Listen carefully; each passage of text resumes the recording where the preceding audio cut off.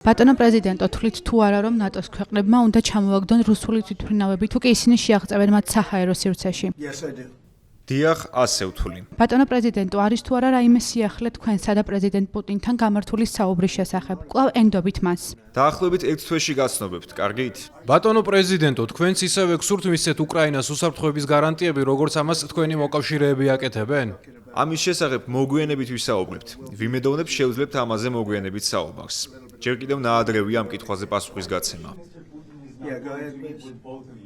ბატონო ტრამპ, რა გინდათ უთხრეთ პრემიერ ვიქტორ ორბანს, რომელიც ზუარს ამბობს რუსული ნავთობის შესყიდვის შეჩერებაზე. ის ჩემი მეგობარია, მასთან არ მისაუბრია, თუმცა მაქვს წინათ გრძნობა, რომ რომ გამეკეთებინა, ის შეჩერდებოდა.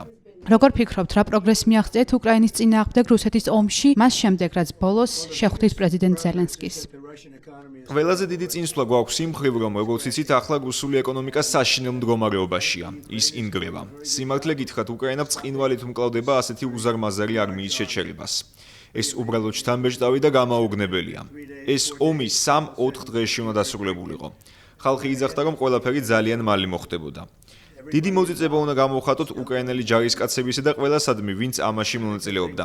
ეს ახლაც გრძელდება და ეს ყველაფერი რუსეთისთვის ცუდია. რუსეთი არც ისე კარგად გამოიყურება, რადგან 3 წელიწად ნახევარი გავიდა. ამ დროის განმავლობაში მძიმე ბრძოლები მიმდინარეობდა და როგორც ჩანს, კიდევ დიდხანს არ დასრულდება.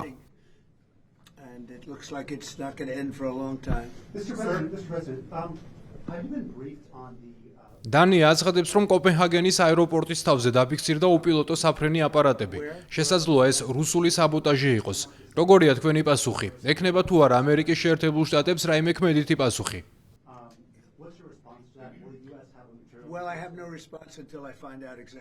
პასუხი არ მაქვს, ვიდრე არ გავიგებ ზუსტად რა მოხდა. დაუჭერთ თუ არა მხარს ნატოელ მოკავშირეებს? თქვენ თქვით, რომ გგონიათ, მათ უნდა ჩამოაგდონ რუსული თვითმფრინავი. გაუწევს თუ არა ამერიკა მათ რაიმე სახის დახმარებას? გარემოებებს გააჩნია, თუმცა იცით, ჩვენ მტკიცებთ გავართ ნატოს გვერდში. ვიცით, რომ ამ ომის გამო რუსეთის ეკონომიკა ცუდ მდგომარეობაშია, მაგრამ ჩვენ გვჭირდება უფრო მეტი ზეწოლა და უფრო მეტი სანქცია. ვიმედოვნებ ეს ზომები პირველ რიგში მიღებული იქნება ამერიკის შეერთებული შტატებისა და ევროპის მხრიდან. ბატონო პრეზიდენტო, მე მხარს ვუჭერ თქვენს იდეას და მინდა ამის განხილვა. როგორ შევაჩეროთ ევროპის ზოგიერთი ქვეყანა და როგორ წავართვათ მათ საშუალება შეისყიდონ რუსული გაზი და ნავთობი. მე ვესაუბრე სლოვაკეთის პრეზიდენტსა და პრემიერ-მინისტრს. ფიქრობ, მათ ალტერნატიული გზები სჭირდებათ და მაშინ მხარს დაუჭერენ ამ იდეას.